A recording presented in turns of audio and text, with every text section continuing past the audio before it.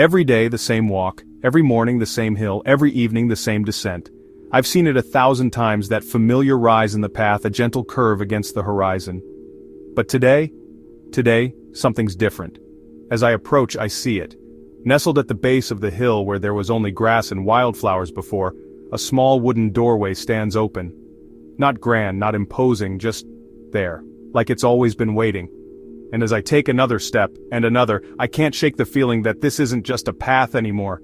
This is a threshold, and I'm about to cross it. A strange warmth radiates from the open doorway, a subtle hum that vibrates in my chest, drawing me closer. The air around it seems to shimmer, distorting the familiar landscape behind it like heat haze.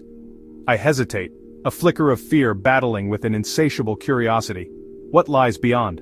A forgotten memory, a whispered dream, a sense of something profoundly other tugs at me, urging me forward. With a deep breath, I reach out, my hand trembling slightly, and letting a strange, undeniable pull guide me, I step through the threshold, into the unknown.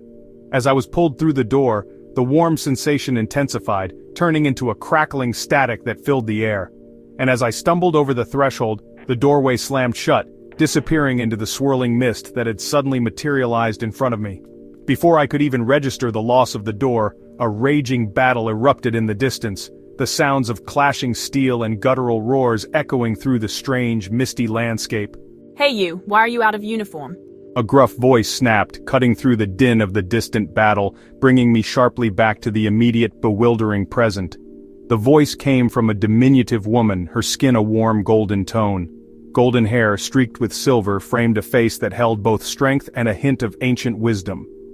She was dressed in practical green leather armor, a quiver slung over her back. In her hands, she grasped a magnificent bow, carved of jade and some mysterious wood, that gleamed with an ethereal light in the moonlight, even though I couldn't readily see the moon. Beside her stood a magnificent silver horse, its coat gleaming like polished moonlight. The woman's eyes were a piercing, deep emerald green, the color of emeralds under running water, slanted slightly upwards at the outer corners, radiating an ancient knowledge. Shoulder to shoulder with her stood a large silver wolf, its gaze as sharp and intense as hers. As I was taking in the strange scene, the woman looked over at me, and with a chilling intensity, she glared back, her emerald eyes narrowing with suspicion. If you're here to fight, she said, her voice sharp and clear, get ready! We don't need more bodies on the field. If you're not here to fight, leave. Find your own space, but do not get in the way. With a curt nod, she indicated a small female figure dressed in rough brown clothing. The figure, possibly only 2.5 feet tall, had tan skin, large expressive eyes, and even larger pointed ears that were tied back with a rawhide string. A sense of magic emanated from this figure, an otherworldly aura that shimmered around her like heat waves. Anya, the woman in green said, her tone firm. What are you doing here? You should be safe at the village. Anya's large eyes flickered nervously. I felt drawn, she whispered, her voice barely audible. Drawn? By what? The woman's emerald gaze sharpened. Anya hesitated, then shrugged. I don't know, just a feeling. The woman's expression hardened.